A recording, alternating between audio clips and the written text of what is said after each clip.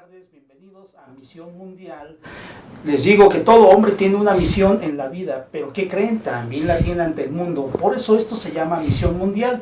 Ya veremos la misión que tiene cada uno de todas las personas que vienen a este programa, con las misiones que tienen ustedes mismos también, y que ustedes mismos se las replantean. Aquí pueden ver algunos de los proyectos personales que tienen y que les exponemos cada semana, porque es interesante saber qué es una vida y cuál es su misión.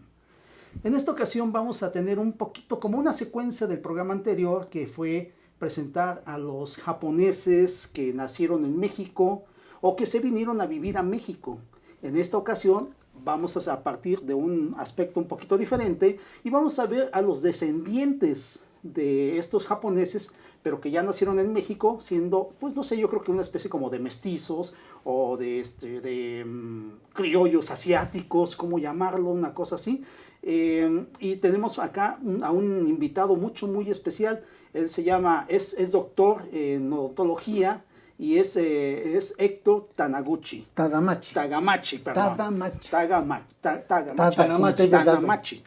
ok. Bueno, pues entonces te dejo a ti, mi querido Ernesto, que también ya nos acompaña, como ustedes saben, como co-conductor de este programa, el único de todos que se ha dedicado a venir a este programa. Los invito todavía a que le quiten el lugar, o a mí también. Este es el único programa donde ustedes pueden conducir un programa para poder expresar y proponer lo que ustedes están haciendo profesionalmente. Mi querido... Amigos, buenas tardes. Tenemos a Héctor Shuji, ¿verdad? Él es médico en la clínica del ISSSTE Villalba Obregón, odontólogo. Hemos platicado, hemos comentado, hemos visto qué hace un joven, un maduro profesional, descendiente de japoneses, pero es mexicano, pero que al verlo creen que es japonés. Ahora nosotros nos preguntamos, él es egresado de la UAM Xochimilco. Héctor, bienvenido. Gracias. Muchas personas confunden y les dicen a ustedes los chinos. Hemos platicado, hemos sabido que no es el mismo tratamiento en Japón a los Nikkei, que son todos aquellos descendientes de japoneses, pero nacidos en ultramar, o a los extranjeros en Japón. Platícanos al respecto, ¿cómo fue que tú existes aquí, que fue por la llegada de tus abuelos a principios del siglo XX? Adelante. Bien, pues mi abuelo llega a México en 1906, llega en la segunda migración de japoneses. La primera fue a finales del siglo XIX, y vinieron 34 japoneses a querer hacer una zona cafetalera en Chiapas, el cual fue un fracaso rotundo, no funcionó. Y ya a partir de 1900 a 1910 llegan cerca de 10,000 trabajadores japoneses, primordialmente a la parte de las zonas azucareras en Veracruz y a las minas en la parte norte del país. Mi abuelo fue uno de ellos que llegó a una hacienda llamada La Oaxaqueña, que estaba en el estado de Veracruz, y al ver que mucha gente moría de paludismo por las condiciones tan insalubres de este lugar, pues se escapa de Veracruz y llega a Sonora. Allí en Hermosillo viven unos cuantos años y ya a mediados de 1930 se va a vivir a Ures, Sonora. Entonces ahí está ya con sus 5 hijos, a los cuales a 4 manda a estudiar Japón, y se queda solamente con el más pequeño. Y mi abuelo pues se dedicó a todo, ¿no? Empezó como peluquero, después puso una tienda de helados y de raspados allá en Ures, Sonora, y en la época de calor que vendía paletas, y en la época de frío hizo un dulce de leche muy famoso en la zona de Ures, que es el jamoncillo, y por el cual hace unos 5 o 6 años mis tíos y mi mamá recibieron las llaves de la ciudad. Se las dio el presidente municipal de Ures, porque escarbó la historia y vio que mi abuelo fue uno de los que inició con este famoso dulce de jamoncillo, ¿no? Entonces, pues ahí empezamos, ¿no? Ahí empezamos. Mi madre se va a Japón, le toca la Segunda Guerra Mundial y regresa después de la Segunda Guerra Mundial. Entonces ya aquí se conoce con mi padre, también de origen japonés, y somos Sansei, ¿no? Son la tercera generación de japoneses en México. Mi madre la segunda generación y mi abuelo la primera generación, ¿no? De los que llegaron aquí a México. Entonces, tu mamá, siendo mexicana de origen japonés, estuvo en Japón En la Segunda Guerra Mundial. durante toda esa... No pudo salir, no pudo regresar. No pudo salir, mi madre llega a Japón junto con sus hermanos en 1940. Inicia automáticamente la guerra, prácticamente se la pasó un par de años, inicia la guerra. México rompe relaciones con Japón, al estar aliado con Estados Unidos, rompe relaciones y entonces la comunicación con sus padres queda destruida y mis abuelos no saben nada de sus hijos en Japón, ¿no? Mi madre tampoco sabe nada de sus papás y viven en Japón y les toca vivir la Segunda Guerra Mundial y después de que acaba la Segunda Guerra Mundial y que empiezan otra vez las relaciones México-Japón, pueden regresar a México. Ok. Gerardo, algo que comentábamos hace tiempo. Sí. ¿Por qué hay tantos dentistas japoneses o de origen japonés Sí, he visto varios. en Sí, México? sí. ¿Por qué esa generalidad? Fíjate que ahí tuve que meterme un poquito a la parte de la historia. Parte de estos tratados de inmigración que se hizo con Porfirio Díaz y con el emperador Meiji, hablaban también de esta migración. Japón no tenía, después de que pasa por 2 siglos de feudalismo, ya no tenían más tierras que repartir. Y todos los que eran los segundos hijos ya no podían heredar nada de tierras. ¿Cómo Entonces, los segundos hijos? Sí, en Japón el hijo, el primogénito es el que hereda las tierras, el que hereda la fortuna, y a partir de los segundos hijos ya no reciben. Ya no hay nada. Ya no reciben nada, ¿no? Entonces, Ajá. pues no había tierra suficiente para los segundos hijos ni para muchos japoneses, y entonces ellos planean que tenían que sacar japoneses por la sobrepoblación que había, y en México mucha gente no quería, la migración interna de México no quería ir hacia Chiapas, no quería ir hacia Veracruz, y pues aceptan este tratado. Y dentro de este tratado venía que los profesionistas que llegaran de Japón podían ejercer libremente la profesión. Y llegaron en ese entonces 16 odontólogos, 15 médicos, un veterinario y no recuerdo quién más. Entonces llegaron esos japoneses, les permitieron ejercer en México libremente y como no hablaban español, se juntaron con la primera generación de japoneses que hablaban japonés y les empezaron a ayudar. Estos japoneses que ya viven en México les empezaron a ayudar a estos dentistas. Y ellos se quedan al final trabajando, sin ser dentistas, se quedan trabajando como dentistas porque aprenden el oficio. Y México les da el permiso de trabajar después de 10 años de haber ejercido como ayudantes, les da ese permiso para poder ejercer como odontólogos. Se quedaron como técnicos procecistas dentales. No, llegaron dentistas a México japoneses. En México, a raíz de la falta también de profesionistas por la época de la Revolución, estos eran de los pocos dentistas que llegaron y entonces se quedan en México. Solamente un dentista se quedó en el DF y todos los demás se fueron a provincia. Entonces, a partir de ahí empieza esta generación de dentistas en México, ¿no? Gerardo. Yo he visto, por ejemplo, que hay algunos dentistas en algunas colonias, como la del Valle, por ejemplo, dicen específicamente dentista japonés, así lo expresan y lo diferencian totalmente. Además de que el nombre también los identifica, ¿no? Pero ellos se dicen dentistas japoneses. Entonces, ¿quiere decir esto que se fueron a educar a Japón y se regresaron a México? ¿O qué? No, la mayoría son mexicanos. Ah, okay. Fíjate que los Nikkei, o sea, todos los que somos de origen japonés, tenemos un estigma siempre, ¿no? Para los mexicanos nunca vamos a ser 100% mexicanos. El físico nos delata. O sea, ya ven los ojitos, ven las piernas y saben a leguas que no somos mexicanos. A pesar de haber sido educados en México, de tener costumbres mexicanas, nunca nos van a ver como mexicanos, ¿no? Sí. Los ojos nos delatan. Entonces, eres un japonés para México. Sí.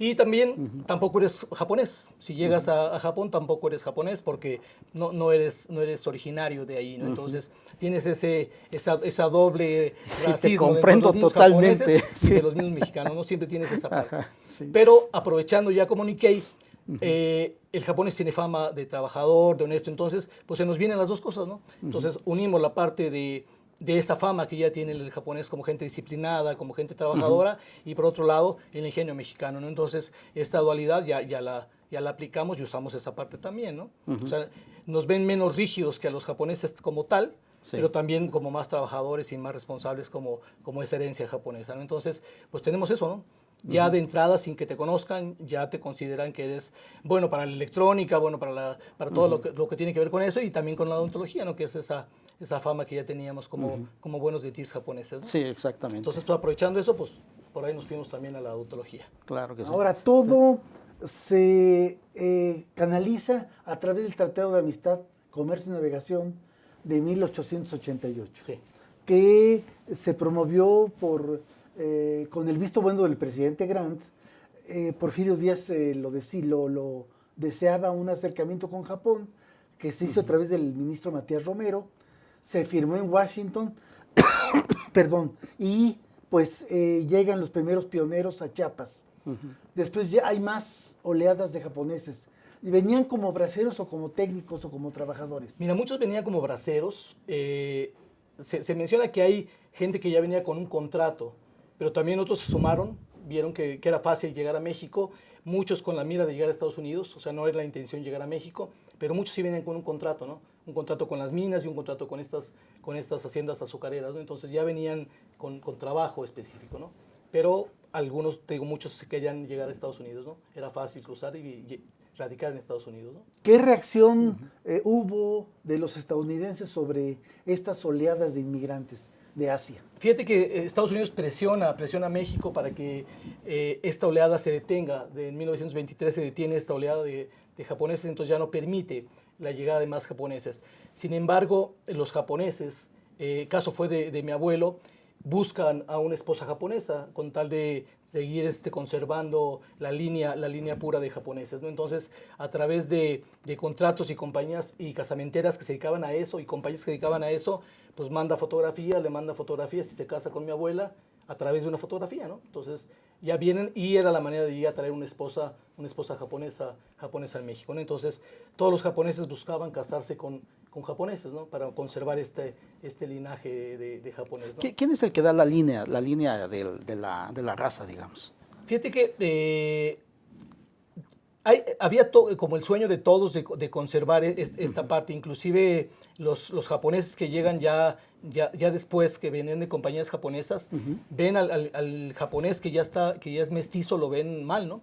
Mientras más mestizaje tienes, pierdes como una especie de valor, Sí, ¿no? Entonces, sí, sí hay por ahí una parte de pureza de raza, un poquito mal desde mi punto de vista, pero sí la traen. Entonces, pues de hecho, mis padres les hubiera gustado que nos casáramos con japoneses, ¿no? Pero ya todos prácticamente, es más, todos mis hermanos y tu servidor, pues nos casamos con mexicanos, ¿no? Y mexicanas. Entonces sí buscaban y te presentaban japoneses y querían que conservaras esto. Entonces sí había una idea, y los primeros, todos los Issei que llegaron a México, pues todos prácticamente se casaron con japoneses, ¿no? Los Entonces, Issei son Issei. los inmigrantes. los inmigrantes. Así la se le primera llaman los generación. Issei. inmigrantes Y japoneses. luego Nisei, segunda generación. Y después Nisei es la segunda. la segunda. Ah, ok. Sansei, tercera. ¿Cómo? Sansei. Sansei. Ah, qué interesante. Ya, Luego ya ok. Yonsei. Entonces, Sí. en cuanto a los Nikkei, son los descendientes que ya nacieron aquí. Nikkei es cualquier Todos. japonés que está fuera de... Ah, que vive cualquiera. en cualquier parte del mundo Ajá. que vive fuera de Japón. Y en este caso que tú tienes las dos, que naciste aquí de padre, padre Padre y madre mexi- japonés. los Mexicanos, dos, pero de origen pero tú japonés. naciste acá. Pero nací tú aquí. todavía sigues siendo entonces prácticamente original. Bueno, en la parte de consanguinidad sí, Ajá. pero pues 100% mexicano, pero con ese Y- ojitos rasgados que no se pueden quitar, ¿no? ¿Y hablas japonés o se te...? No, a mí no me tocó ya la parte japonesa. Caray, sí, ajá. Pasó una cosa muy curiosa, fíjate, cuando llegan mis padres de Japón, Sí. mi padre ya se le había olvidado el español, ya no hablaba nada de español. Mi madre todavía recordaba un poquito. Entonces, todos los japoneses cuando los que vienen de la Segunda Guerra Mundial a México, se juntaban solamente con japoneses. Y entonces, pues nada más hablaban japonés. De hecho, mi padre todavía hasta el último día que vivió hablaba como japonés, ¿no? Parecía que lo acaban de bajar del barco. Entonces, hablaba muy mal el español, nunca lo habló bien. Mi mamá lo hablaba perfecto, pero mi papá lo hablaba bastante mal. Entonces, cuando nace mi hermano el más grande, le empiezan a hablar en japonés, pero se quedaron con la idea de que pues iba a tener problemas con el español. Sí. Entonces, en su cabeza decidieron mejor hablarnos exclusivamente en español para que este choque cultural no lo tuviéramos, ¿no? Entonces, pues el japonés se prohibió de alguna manera pensando que nos los iban a enseñar más grandes y ya no se pudo. Qué Entonces, interesante. Ahorita volvemos con ese punto. Vamos a unos corte. anuncios, unos comerciales y regresamos.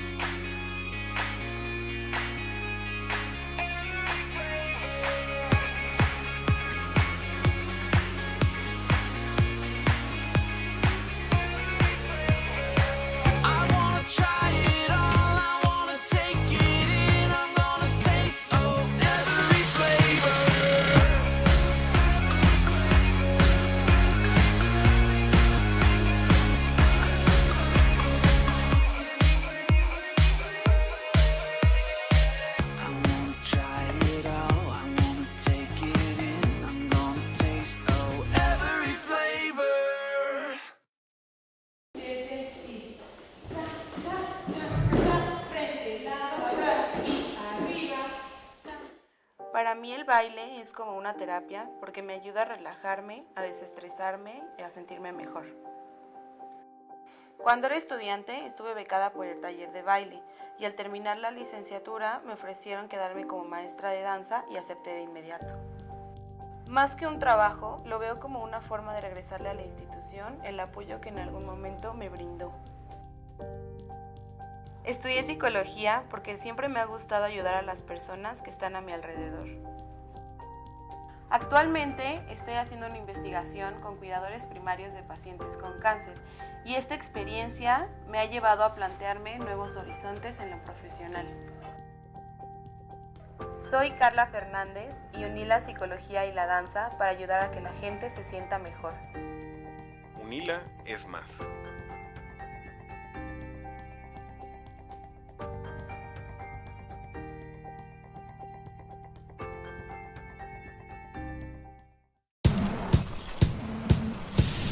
Para cuando sudamos la camiseta. Para los que tenemos una vida intensa. Porque todos necesitamos rehidratarnos. Electrolit, hidratación total, científicamente hidratante.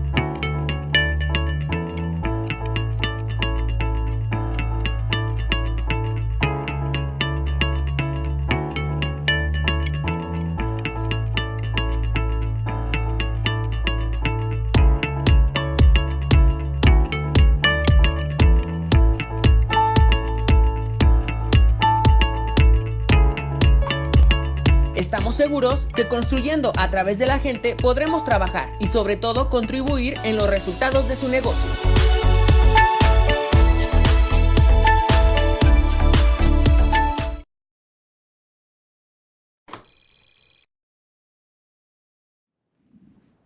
Amigos, estamos platicando con el doctor Héctor Shuji Tadamachi Tanaka sobre las vicisitudes de su vida como descendiente de japoneses en el aspecto particular y en el aspecto académico. Héctor, esa endogamia, esa circunstancia de que obligar a los jóvenes y o maduros a casarse con las mismas personas de su comunidad, ¿sigue existiendo en la colonia japonesa actual? Yo creo que prácticamente está extinta esa tradición.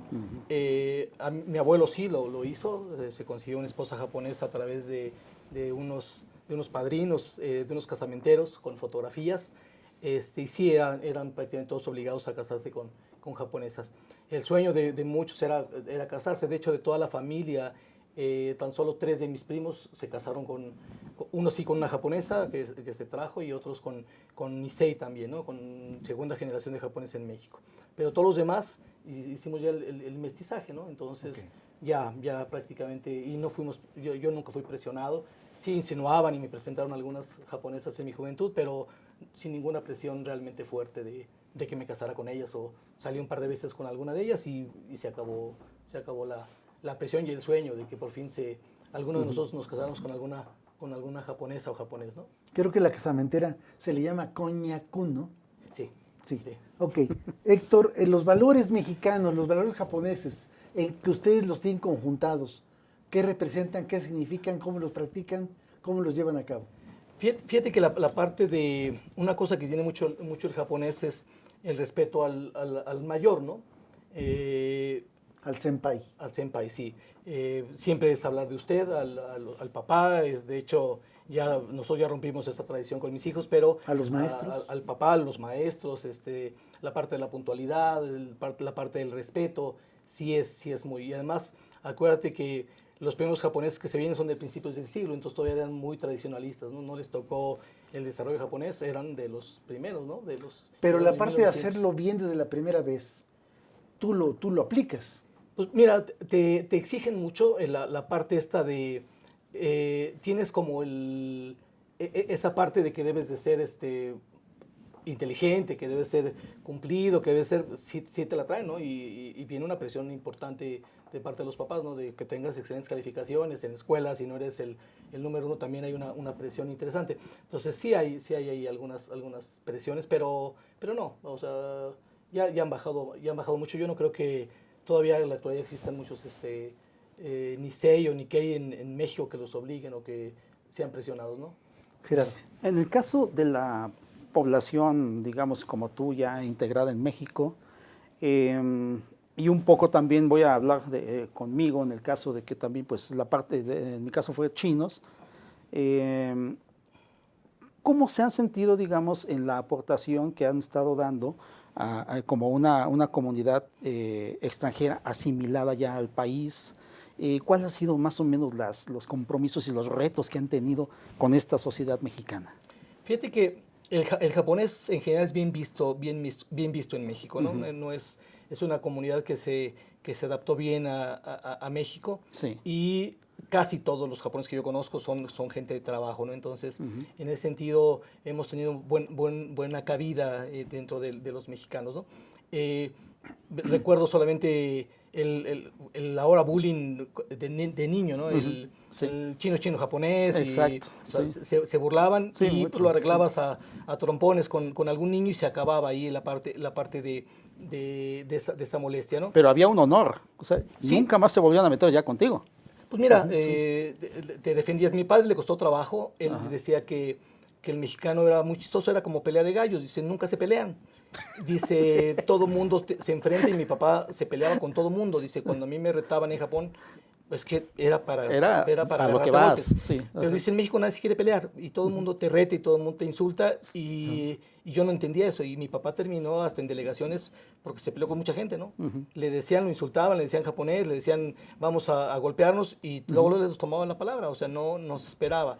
Y esa parte le costó trabajo, ¿no? Decía Claro. que para qué le decían que vamos a agarrarnos a golpes si no se querían pelear, ¿no? Entonces, y sí terminó en muchas delegaciones porque se peleó con cuanta gente le buscó pleito, ¿no?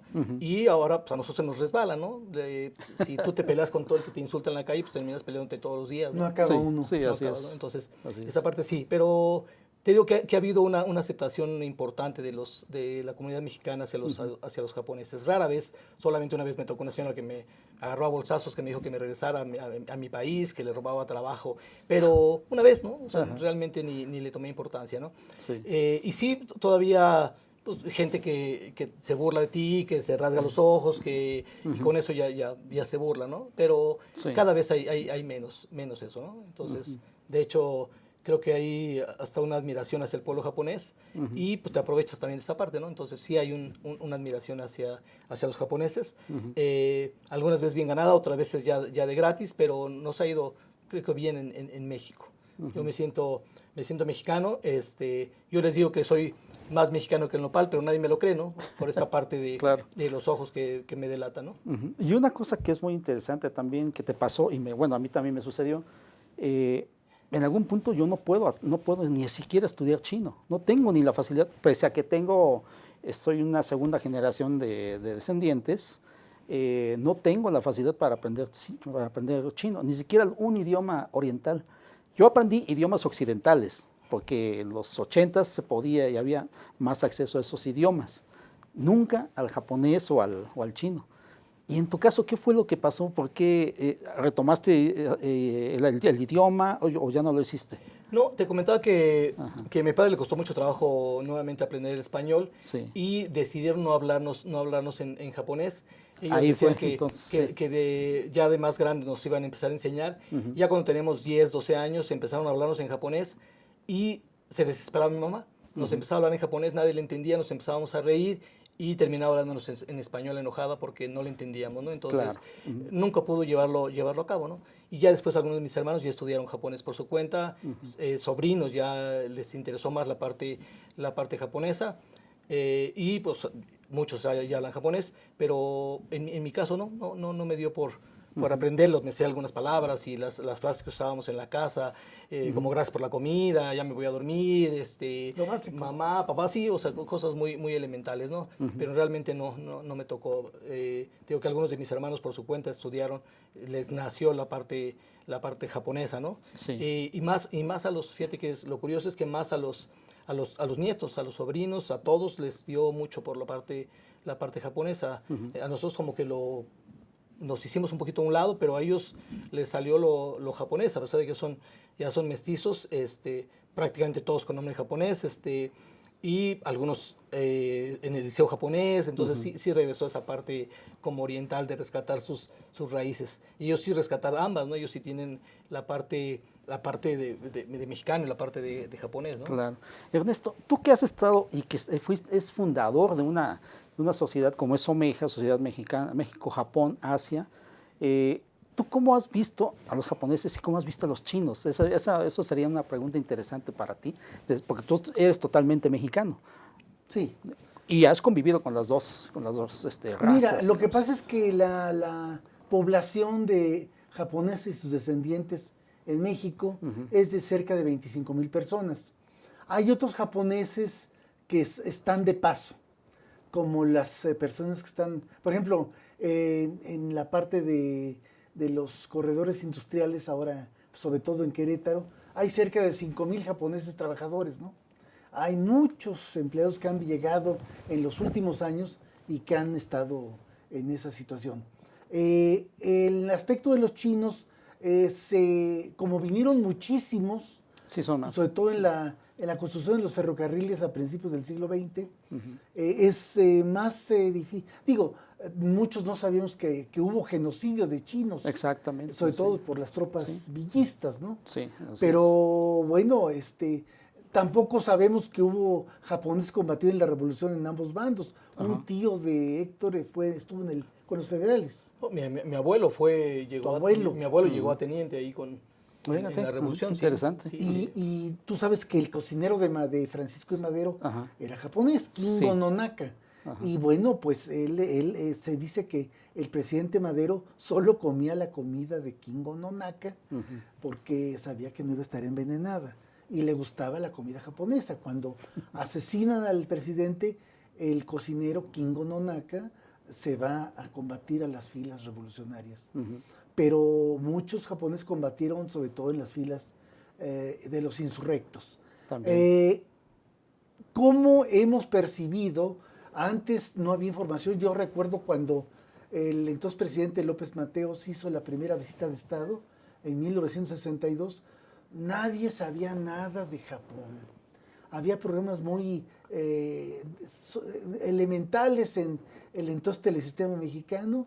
Y bueno, mi primera experiencia fue con un médico japonés para los dientes, Enrique Mitsuma, ¿verdad? Tal vez ya falleció, pero muchos lo ven como senpai, estaba en la colonia Roma. Y bueno, pues solamente había en los años 60 el coche Datsun, el Ajinomoto, que aquí decíamos Ajinomoto, ¿verdad? Sí. No me acuerdo qué otra cosa. El profesor famoso en la UAI de judo, ¿verdad? Yamaguchi.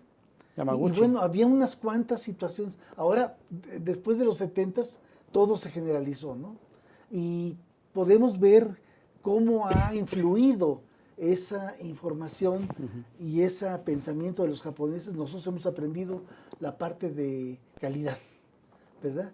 Que aquí los mexicanos decimos al ahí se va, pero ya no todos llevan ese tipo de situación, ¿no? Claro. Nosotros hemos procurado aprender lo bueno de ellos.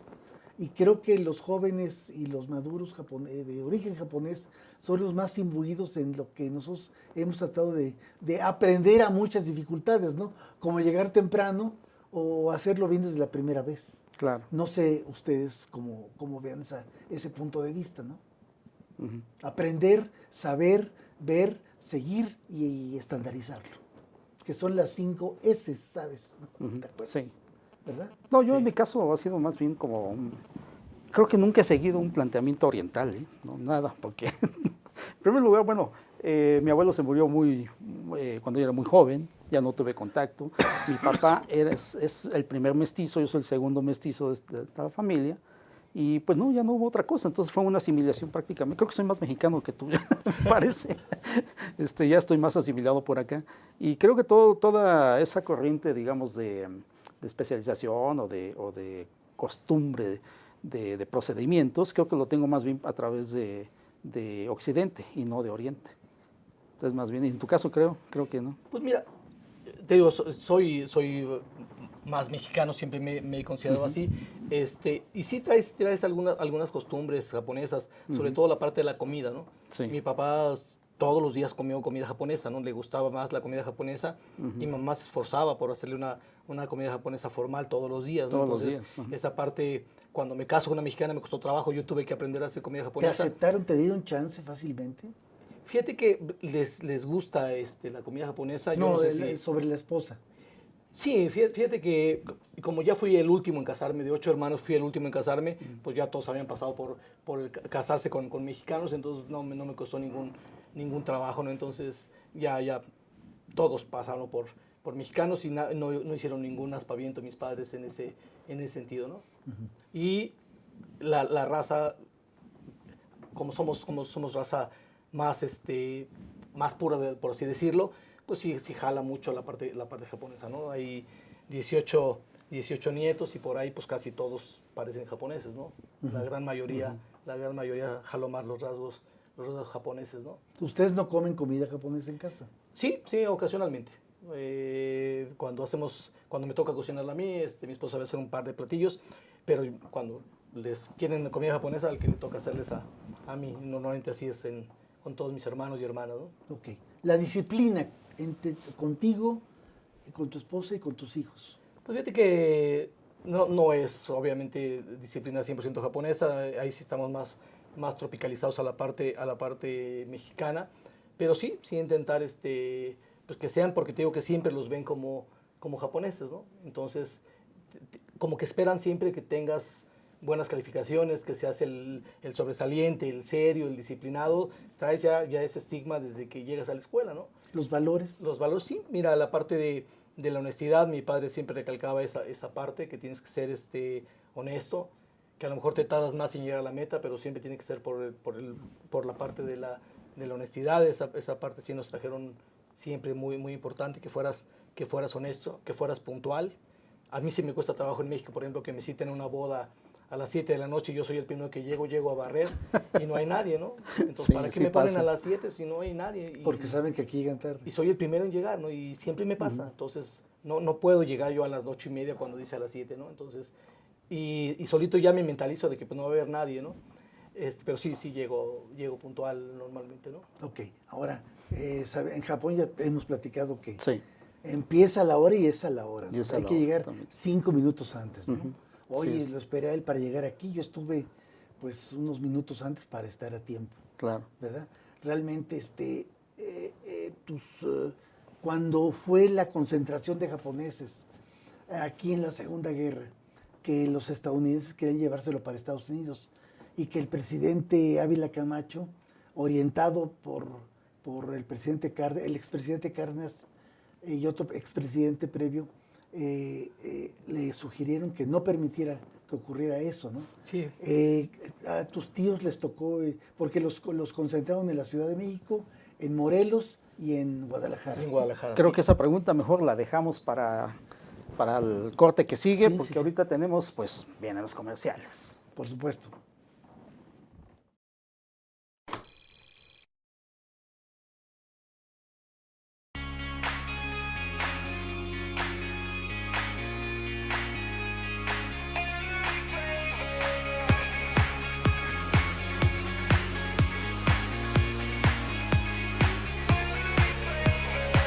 I wanna try it all, I wanna take it in, I'm gonna taste every flavor.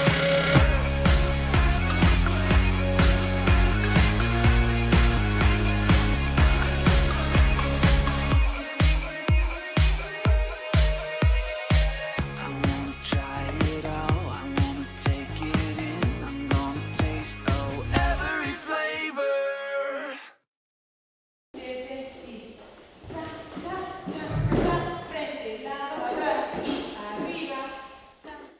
Para mí el baile es como una terapia porque me ayuda a relajarme, a desestresarme y a sentirme mejor. Cuando era estudiante estuve becada por el taller de baile y al terminar la licenciatura me ofrecieron quedarme como maestra de danza y acepté de inmediato. Más que un trabajo, lo veo como una forma de regresarle a la institución el apoyo que en algún momento me brindó. Estudié psicología porque siempre me ha gustado ayudar a las personas que están a mi alrededor. Actualmente estoy haciendo una investigación con cuidadores primarios de pacientes con cáncer y esta experiencia me ha llevado a plantearme nuevos horizontes en lo profesional. Soy Carla Fernández y uní la psicología y la danza para ayudar a que la gente se sienta mejor. Unila es más.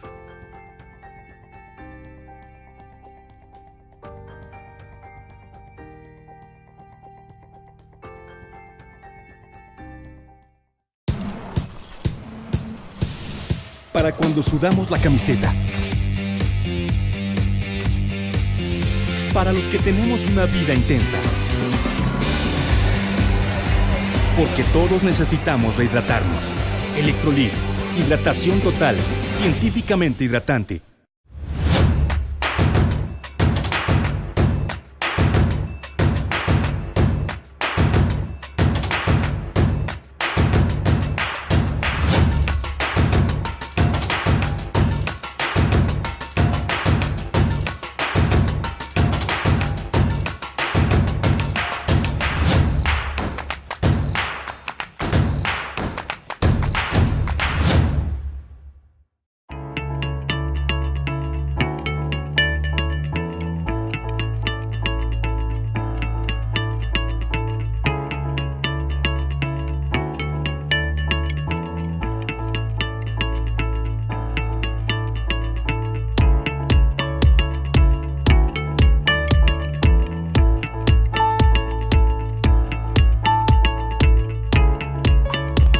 Estamos seguros que construyendo a través de la gente podremos trabajar y sobre todo contribuir en los resultados de su negocio.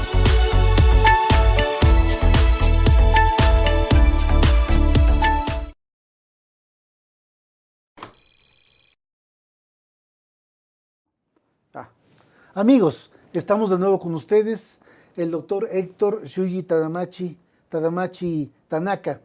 Estamos comentando sus vicisitudes y las de su familia, llegados y en su desarrollo en México. Doctor, cuando la guerra del Pacífico hay concentración de japoneses en todo el continente americano. En Estados Unidos se crean 11 campos de internamiento después del supuesto ataque sorpresa de un supuesto domingo tranquilo que los estadounidenses ya sabían por sus detectores y los que descifraban los mensajes secretos que iban a ser atacados en la isla de Oahu. Y bueno, pues de inmediato tienen detectados a una serie de ciudadanos de origen japonés e inmigrantes, más de 100,000 que los internan en estos campos. Les quitan sus propiedades, lo mismo ocurre en México, y bueno, muchos de ellos ya eran ciudadanos estadounidenses, como aquí ya eran ciudadanos mexicanos. De todos modos les quitan los derechos, porque podían ser supuestos espías, ¿no? ¿Cómo tus abuelos, tu madre está en Japón y le toca, o a tus dos padres? No, y lo viven en Japón. Mis padres están en Japón. ¿Y tus abuelos están aquí? Mis abuelos están en Ures, Sonora, junto con Y les quitan sus propiedades. más chico. Sí, el más chico de los hijos de mis abuelos, él se queda aquí, el doctor René Tanaka, se quedan en Ures, pero a raíz del inicio de la guerra y el presidente de México decide concentrar a los mexicanos en 3 campos, en 3 ciudades, en Guadalajara, en Morelos y en la Ciudad de México. Entonces, sobre todo en toda la parte fronteriza tienen que abandonar. Y el primer lugar donde había japoneses era Baja California, el segundo lugar era Sonora. Entonces, todos los de Baja California y todos los de Sonora tienen que emigrar. Llegan un par de meses a Guadalajara y de Guadalajara sí vienen a la Ciudad de México y llegan a Tlalpan. llegando a Tlalpan con todos los niños japoneses, no les permiten entrar a las escuelas mexicanas. Estamos hablando de el Batán, que ahora es hoy en día es la Unidad de Independencia. No sé si Era, llegaron a esa era parte, yo sé que llegaron a Tlalpan. Era del florero Matsumoto. Matsumoto, sí, pero esa era parte de Temisco, ¿no? Él Ese es él estaba en Morelos, ahí empezó con la parte de las flores. Ok, ellos llegan a Tlalpan, los japoneses hacen una escuela en Tlalpan y todos los japoneses que estaban en México iban a esa escuela japonesa. Después, el siguiente año, les permiten ir a escuelas públicas. Y iban en la mañana a la escuela pública y en la tarde a la escuela japonesa, ¿no? Entonces, sí, los tuvieron que... Al sistema reunir. Chugo. Sí. Y México realmente es el único agravio que hace hacia los japoneses. Les quitan esta parte de propiedades, se las congelan. Después de que se rompe esa prohibición de circular libremente por México, a algunos les regresan y a algunos les regresan parte de lo que tenían y otros no les regresan nada, ¿no? Entonces se quedan sin nada y a raíz de quedarse sin nada ya no pueden regresar a sus ciudades de origen y la mayoría de los japoneses que ya estaban radicados en la Ciudad de México se quedan en la Ciudad de México a vivir, ¿no? Ya no regresan a su ciudad de origen. En tiempos del presidente Ruiz Cortines hay la devolución de los bienes congelados de la parte gubernamental o algo así. Fíjate que hay gente que dice que se les regresó a todos, eso es la versión oficial. Hay quien dice que no les regresaron nada y entonces por eso se tuvieron que quedar y empezar desde cero otra vez, ¿no? Entonces sí, algunos ya tenían negocio, algunos ya eran prominentes. Mi abuelo ya tenía su negocio de raspados y de esta fabricación del jamoncillo. Él dice que creó el jamoncillo, el dulce de Allá jamoncillo. en Llanures, inclusive. ¿Él lo inventó? Pues mira, no saben, como tuvo tantos oficios, no saben si lo aprendió de alguien. Fue barbero, fue paletero, y entre uno de los tantos oficios hacía ese dulce. Entonces, mis propios tíos ni mi madre saben si él lo inventó, alguien se lo enseñó o si fue creación de él, pero pues a él se lo acreditan allá en esta parte de Eures, ¿no? Bien, por favor. Pues hay algo que también me interesaría mucho saber en el aspecto de lo que, pues nuestras comunidades, ¿no? Ya integradas a México, ¿qué es lo que consideras tú que se ha aportado a la sociedad mexicana? Tienes razón, los japoneses aquí creo que son muy bien vistos por el mexicano. De hecho, hay una gran admiración a Japón por la disciplina, por los productos que han hecho también, los muy buenas motos, Kawasaki, muy buenos autos, lo que sea, ¿no? Todo lo hacen muy bien, ¿no? Y es algo que pues llama mucho la atención, que la predilección del mexicano por los autos japoneses, por ejemplo, ¿no? También por la tecnología japonesa, por la electrónica japonesa, todo eso que han aportado al mundo, pues, obviamente también en México se ha utilizado como una forma de admiración hacia ese pueblo a través de realidades, ¿no? ¿Tú qué opinas? ¿Cuál sería tu comentario con respecto a lo que los descendientes han aportado? Alguna vez me dijo un cocinero, un chef chino, Quan Tai, a quien le mando un gran saludo porque él está allá ahora en Perú, tiene allá su restaurante. También hay muchos peruanos allá, ¿no? Digo peruanos, sí, por supuesto hay muchos peruanos en Perú, pero muchos japoneses allá, ¿no? Más en Brasil. ¿En Brasil? En Brasil Mira, es la comunidad más grande de japoneses. Él me decía que siendo descendiente chino se podía pedir al gobierno central una ayuda, pues porque uno es chino de ultramar. Hay cosas parecidas con estos que pueden tener un apoyo del gobierno japonés a los descendientes ultramar de Japón. Fíjate que esto ya se da mucho más reciente, ¿no? A través de los intercambios comerciales. México sí ha tenido muchos intercambios comerciales y culturales con Japón. Sí. Entonces, a raíz de eso sí hay intercambios. Pero mis padres nunca tuvieron ningún tipo de apoyo de Japón, ¿no? De Japón. De Japón, ellos se tuvieron que rascar Solitos. por sus propias uñas, ¿no? Entonces, a trabajar nada más, ¿no? ¿Tú sientes un descuido por parte de Japón a ustedes, digamos? No, en mi caso de China sí lo veo. Yo lo que creo es que, te digo que fue una migración programada Sí. por el emperador. No había espacio suficiente para darle a los campesinos y buscan que los japoneses salgan. Sin embargo, hasta el mismo japonés piensan que abandonan Japón, ¿no? que lo ven en época de crisis y abandonan Japón Y cuando se fue una sale, sí, migración, claro. cuando fue una migración programada, ¿no? Entre Porfirio Díaz y Meiji, el emperador en ese entonces, ¿no? Entonces, esto ya estaba, ya lo firmaron inclusive como convenio, ¿no? De vamos a mandar japoneses. De hecho, el reconocimiento de Japón, por ejemplo, México fue el primer país en considerar a Japón como su igual. Y de hecho, en el 48 es el primero que empieza a pedir en las Naciones Unidas que se firme un tratado de paz. Y esto no se logra sino hasta el 52. Sí. Entonces, Japón reconociendo eso hacia México, le da uno de los terrenos más grandes y de las embajadas más grandes en Japón. No tienen cerca de 5.000 metros allá en Japón, ¿no? Entonces, es la embajada más grande en todo Japón, ¿no? Reconociendo que México sí apoyó y empujó porque se fuera ese tratado. Y los tratados que hizo Estados Unidos comerciales con Japón después de la guerra, pues eran puros abusivos, ¿no? Todo era para Estados Unidos, y el primer tratado igualitario fue mexicano, ¿no? Muy bien. Bueno, pues se nos ha acabado Se nos acabó el tiempo. Carlos, pero como agua, en serio. Así que te pedimos que no te vayas a perder porque necesitamos aclarar bien todo este punto. Nos faltaron muchos puntos, muchos cabos que están sueltos No, en con torno mucho a gusto, esto, ¿no? con mucho Sí. gusto platicamos cuando ustedes lo decidan, estaremos por Gracias por haber venido, Isha. Muy bien, te lo agradezco a ti. Bueno, y pues como siempre me despido de parte de mi coconductor Ernesto González Galvez, nuestro invitado Héctor Tanamachi, ¿sí? En todo el programa no me lo aprendí, discúlpame. Y como siempre les digo, salve audiencia. Vamos.